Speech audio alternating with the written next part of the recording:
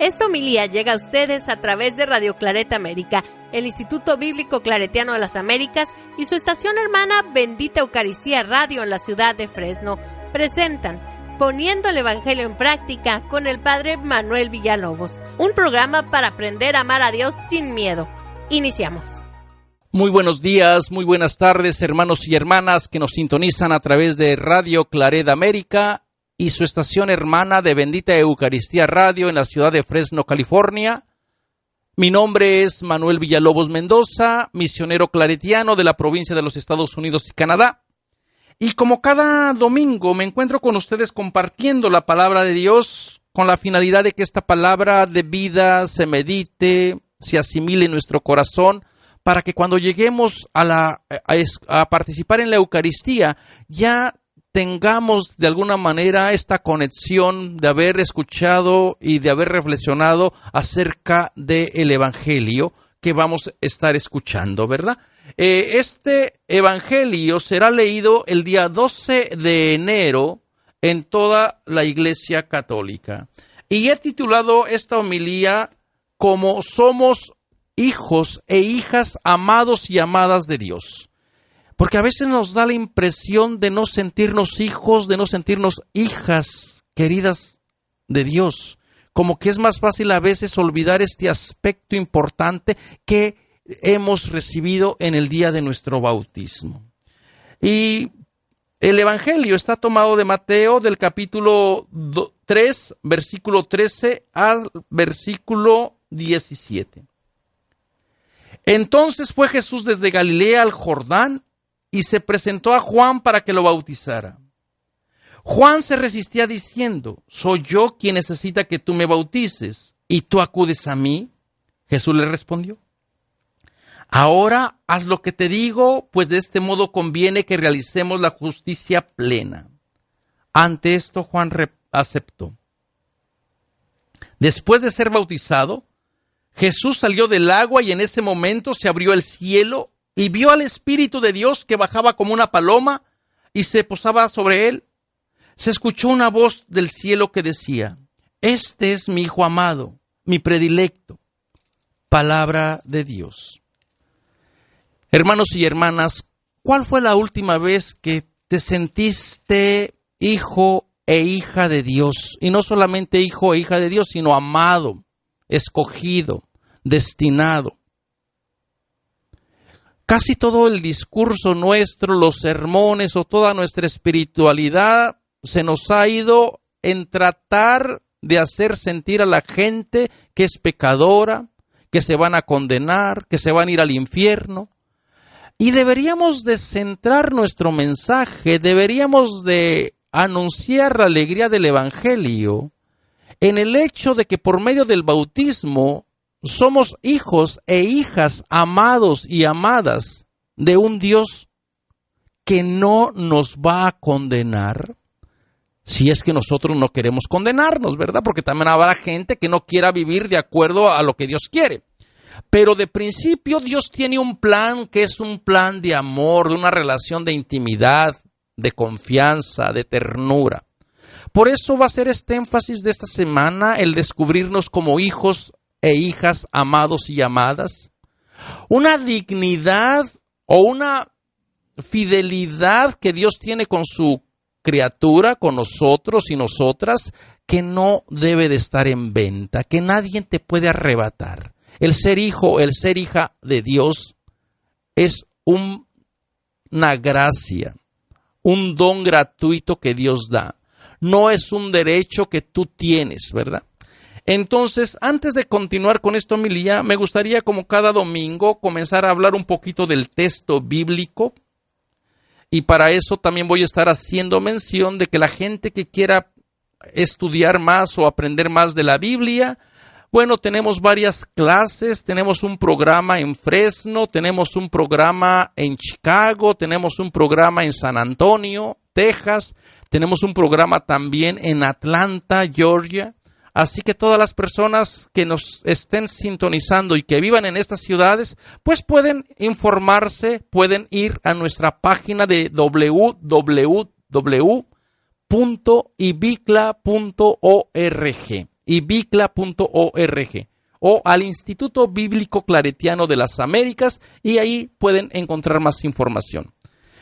Este evangelio, vale la pena recalcar que parece ser que a la comunidad le costó mucho trabajo, porque parece ser que subordinaba a Jesús a la figura de Juan.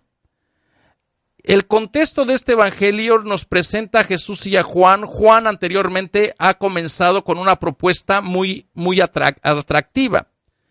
La semana pasada, cuando celebrábamos la manifestación de Dios en Belén y no en el templo, no en Jerusalén,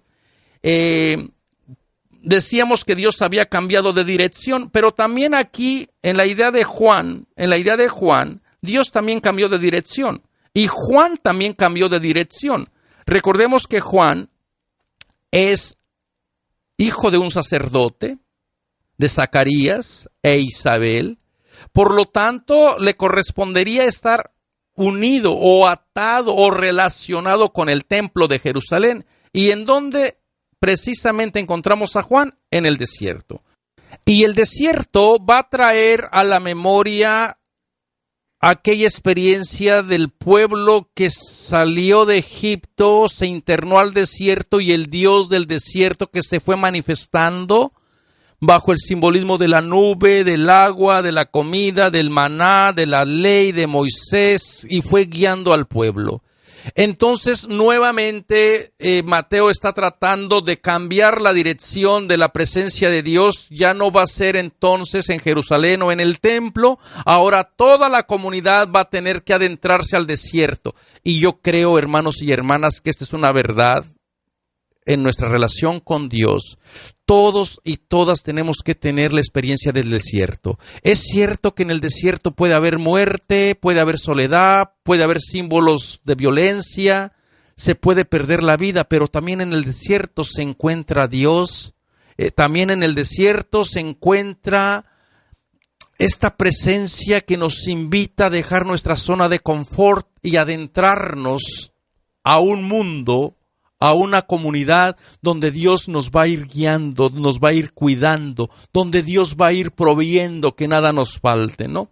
Y Juan se encuentra entonces en el desierto, y también en este desierto, y es curioso cómo comienza con su mensaje de arrepiéntanse, preparen el camino del Señor, y parece que el mensaje de Juan suscitó seguidores.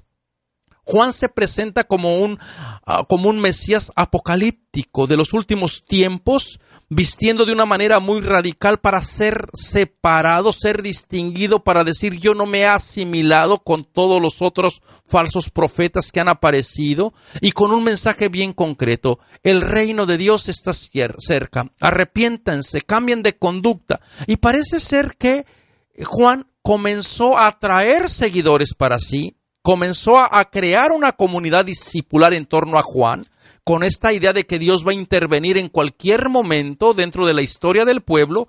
Y cuando Juan comienza con este rito dice: acudían a él de Jerusalén, de toda Judea y de toda la región del Jordán, y se hacían bautizar en el río Jordán por él, confesando sus pecados.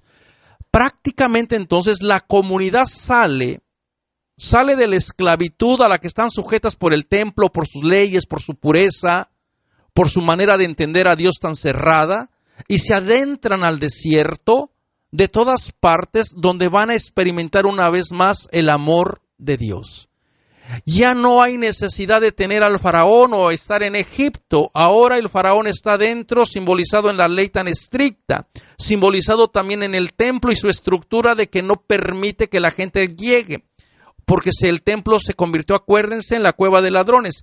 Y toda esta gente que va saliendo de las diferentes regiones se están incorporando al mensaje de Juan. Y no solamente es gente común y corriente, también es gente de los fariseos. Los fariseos, dice, al ver que muchos fariseos, saduceos acudían a que los bautizara, también quiere decir que Juan está trayendo a algunos dirigentes o algunas personas que también se hacen discípulas de Juan, ¿no? Y claro, el mensaje de Juan es muy duro contra ellos, ¿no? Y comienza Juan a decir que él bautiza con agua en señal de arrepentimiento. Y esto es exactamente lo que significa el bautismo de Juan. Solamente es un símbolo ritual, un símbolo de hacer por lo menos una reflexión para decir, es necesario cambiar de rumbo. En este rito reconozco que estoy en el lugar equivocado, con la gente equivocada, en el tiempo equivocada, y ahora quiero adentrarme a vivir la experiencia del desierto, donde otra vez Dios me va a ser propicio. Y esto era el rito del bautismo. Todavía no tiene el bautismo a estas alturas, no tiene todas las creencias o toda la teología que ya tiene para nosotros, ¿verdad? Nosotros ya tenemos 2000 años que hemos estado reelaborando, repensando y creando una teología en torno al bautismo. Para nosotros el bautismo ya es más complejo, ya es más profundo, más completo. Para esta comunidad solamente implicaba un rito para reconocerse que estaban en el lugar equivocado, en el tiempo equivocado y con la gente equivocada, y querían un proceso, querían un cambio, ¿no? Y bueno, en esto, dentro de esta gente que va a Juan a reconocer esta presencia del Dios del desierto, va también Jesús. Y aquí es por eso que les decía que este evangelio parece ser problemático o escandaloso, porque Jesús parece ser que se subordina a Juan. Es muy probable que Juan tuviera sus discípulos, Juan está formando su comunidad, Juan está viviendo la experiencia de Dios del desierto de una manera radical, de una manera prácticamente liberadora, y su actitud, su manera de vivir la fe, su manera de vestir, de comer, atrajo la atención de mucha gente, incluyendo Jesús. Es muy probable que Jesús fuera discípulo de Juan y que a la muerte de Juan, Jesús continuara con la propuesta de Juan, con la misión de Juan. Y recuerden que Jesús se somete a este bautismo no porque tenga pecado. Todavía el bautismo no tiene esta connotación. El bautismo solamente es un rito que implica prácticamente un estilo de vida que quiere hacer la persona que va a entrar en ello. Y también el hecho de que entre al Jordán también va a recordar la entrada del pueblo de Israel cuando salió de Egipto, pasó al desierto, atravesó el Jordán para llegar a la tierra prometida. Es como si Jesús también estuviera tratando de decir, voy a formar una nueva comunidad discipular, pero mi comunidad va a tener que entrar por este proceso de purificación. Hermanos y hermanas, cualquier comunidad, cualquier grupo de personas necesita entrar al desierto. No se puede ser seguidor de Jesús si no se entra al desierto. Y más específicamente, enseguida Jesús, el Espíritu de Dios, va a llevar a Jesús al desierto. Del desierto nadie se escapa, porque es en el desierto donde la gente va a tener que hacer sus prioridades de vida. Si quiere vivir como Jesús lo requiere, o las exigencias del Evangelio, las exigencias del reino, o si quiere estar atado nuevamente a las estructuras de la muerte, del templo, de la ley, ¿no? Entonces Jesús entra en esta dinámica de querer formar una comunidad nueva, entrando en este proceso de liberación. Y tenemos estas confrontaciones entre Juan de que yo soy el que necesita que tú me bautices, porque esto refleja ya los problemas que posiblemente la comunidad de Juan se tuvo que enfrentar con los seguidores de Jesús a la muerte de ambos, ¿verdad? Porque algunos siguieron creyendo que verdaderamente el Mesías no era Jesús, sino Juan. Hasta el siglo II todavía encontramos discípulos de Juan que seguían creyendo que el verdadero Mesías era Juan y no Jesús. Y esto se ve reflejado en esta tensión, en este texto, ¿verdad?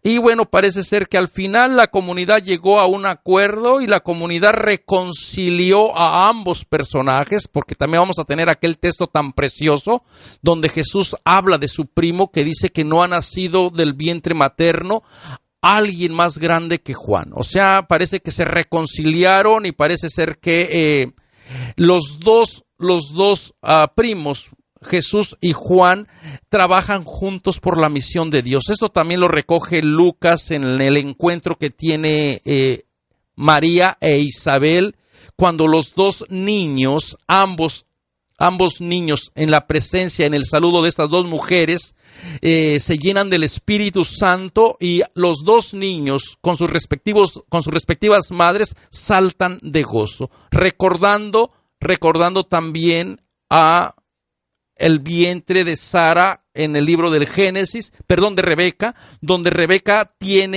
está embarazada y va a tener a Esaú y a Jacob, pero en el vientre de Rebeca hay pleitos, siente dolor, y Dios le dice es que dos pueblos, dos naciones están peleando por autonomía, y el mayor será esclavo del menor. En cambio, acá en el Evangelio de Lucas no son estos pleitos, ¿verdad? Sino que Juan y Jesús se regocijan y se llenan del Espíritu. En otras palabras, ambos están realizando las obras de Dios y no están en competencia, no están en lucha de poder, sino que están tratando de agradar a Dios e invitando a toda la comunidad a experimentar liberación, saliendo de las estructuras de muerte, comenzando por el desierto y haciendo este rito de ser bautizado. Y a la experiencia de Jesús, cuando es bautizado, dice, y sale del agua, sale como la nueva humanidad. Dice, en ese momento se abrió el cielo y vio al Espíritu de Dios que bajaba como una paloma. Estas imágenes que para nosotros nos puede sorprender extraordinario, recordemos que para el mundo bíblico, las personas que han tenido este contacto con Dios podían estar viendo dónde habita Dios. Ellos no tenían esta división que nosotros tenemos entre el cielo y la tierra. Para ellos era toda una totalidad, donde Dios estaba en control de toda su creación.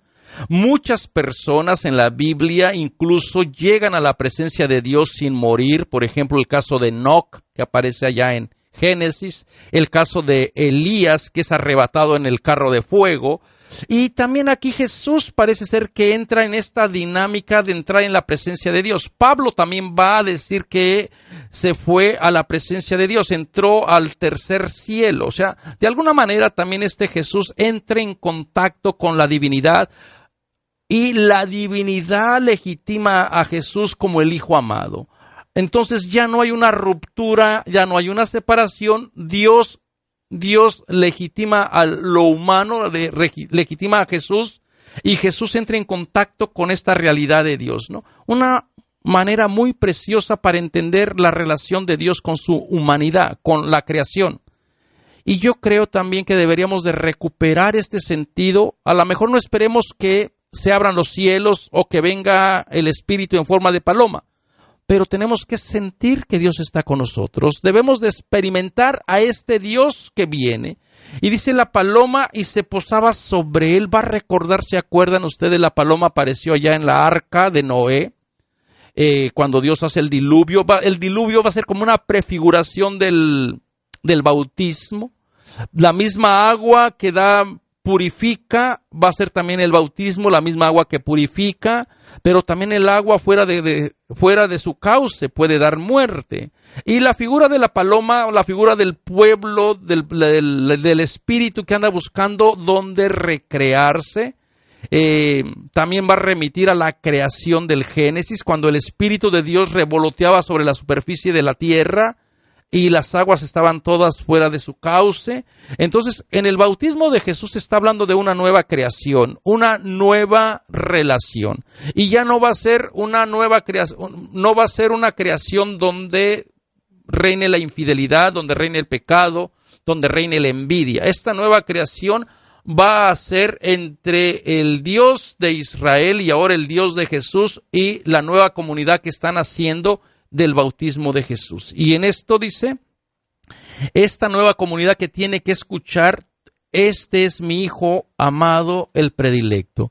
Hermanos y hermanas, a lo mejor nosotros en nuestro bautismo, lamentablemente, se ha simplificado y ya no tenemos noción de lo que recibimos, no tenemos noción de lo que implica ser persona bautizada y ser persona creyente. Porque parece ser que ya el bautismo solamente lo hacemos por tradición. No estamos conscientes que implica un cambio, un estilo de vida, que implica vivir con ciertos valores, que implica con tener una relación muy personal y comunitaria con el Dios de Jesús y con Jesús. Y yo creo que valdría la pena preguntarnos, cuando yo bautizo al niño o a la niña, ¿sé el compromiso que estoy adquiriendo o lo estoy haciendo solamente porque es tradición?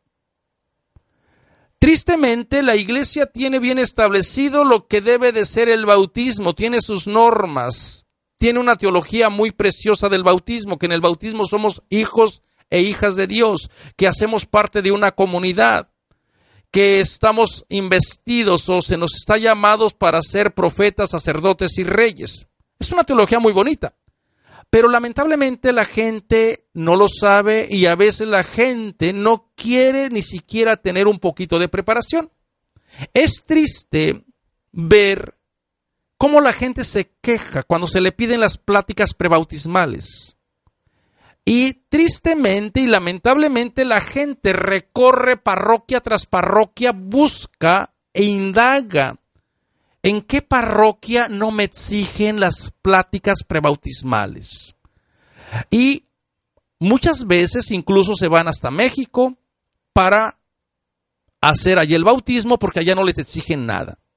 Y uno se pone a preguntar, bueno, si este va a ser tu compromiso, si no quieres hacer un encuentro con Dios, si no quieres saber a qué te vas a comprometer, ¿valdrá la pena bautizar?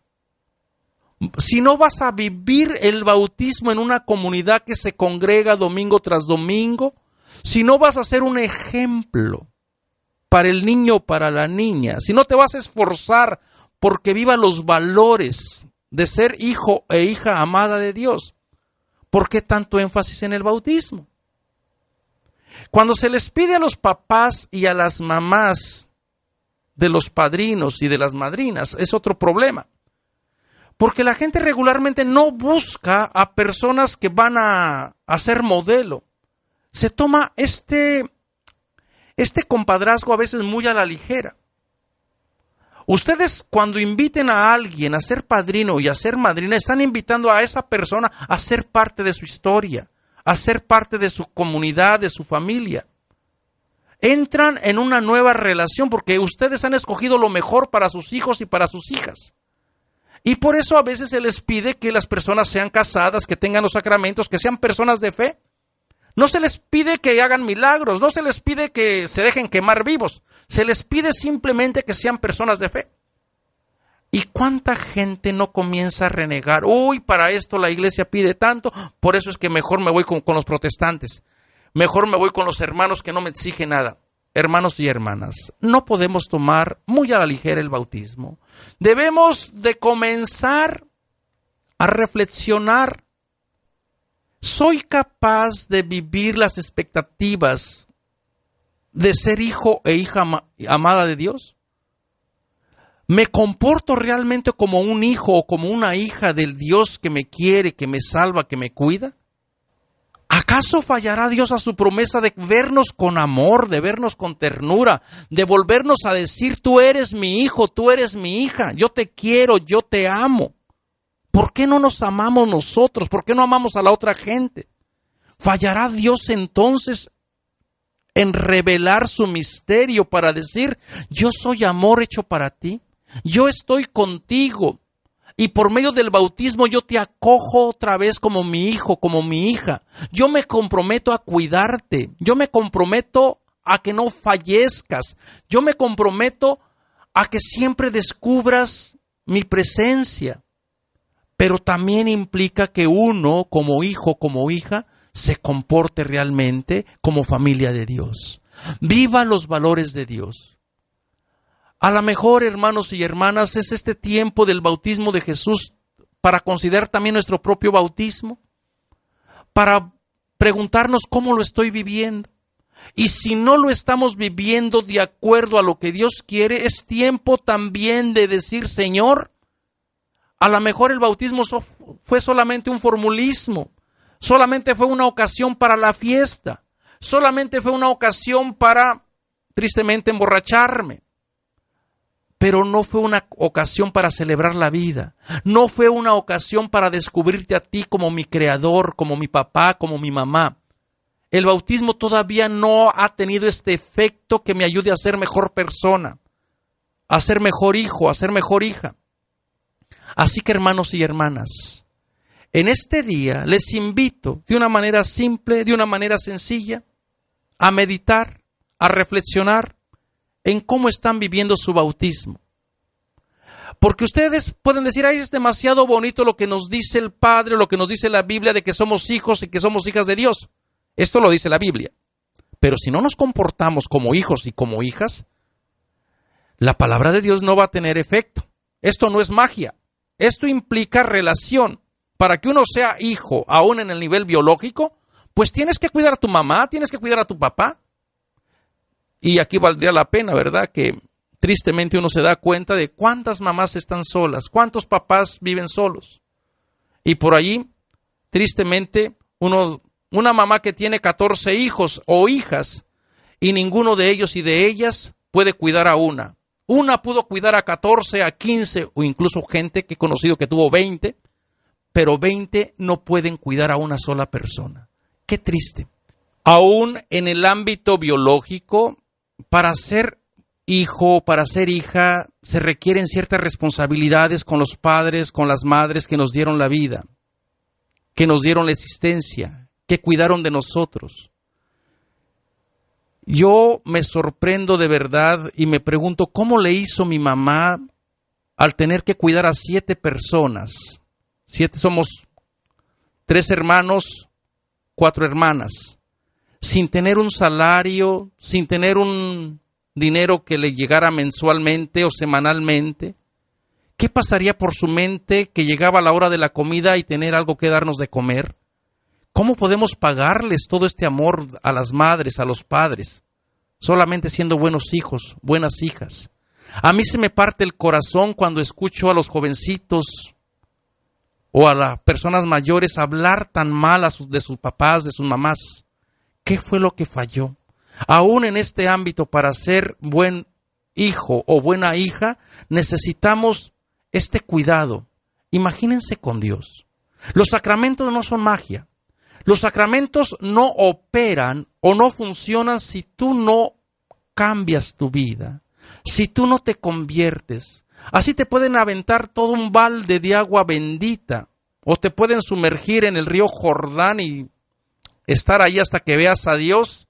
Pero si tu vida no se transforma, no eres mejor persona, no eres una persona justa, honesta, que viva prácticamente en rectitud, de nada sirvió el sacramento del bautismo, de nada va a servir la confirmación. Si este es el primer sacramento en el cual somos parte de una familia, de una comunidad, pero no lo llevamos a cabo o no nos atrevemos a ponerlo en práctica, pues todos los sacramentos van a caer por su propio peso.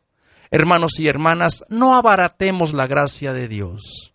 Es cierto que el amor de Dios es incondicional, que Dios nos quiere, pero también es cierto que amor con amor se paga.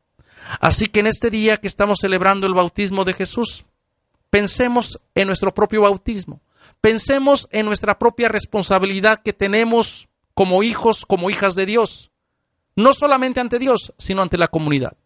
Hago oraciones para que tomen en serio su bautismo, su compromiso y para que vivan a la plenitud el ser hijo, el ser hija, amado, amada de Dios. Que Dios les cuide, que Dios les llene de su amor y que Dios les muestre siempre su misericordia. Y nos estamos escuchando con el favor de Dios en la siguiente semana. Los invitamos a escuchar más programas de crecimiento espiritual y emocional en radioclaretamerica.com y a seguir en YouTube a la Escuela Bíblica Claretiana de las Américas. Visite ibicla.org.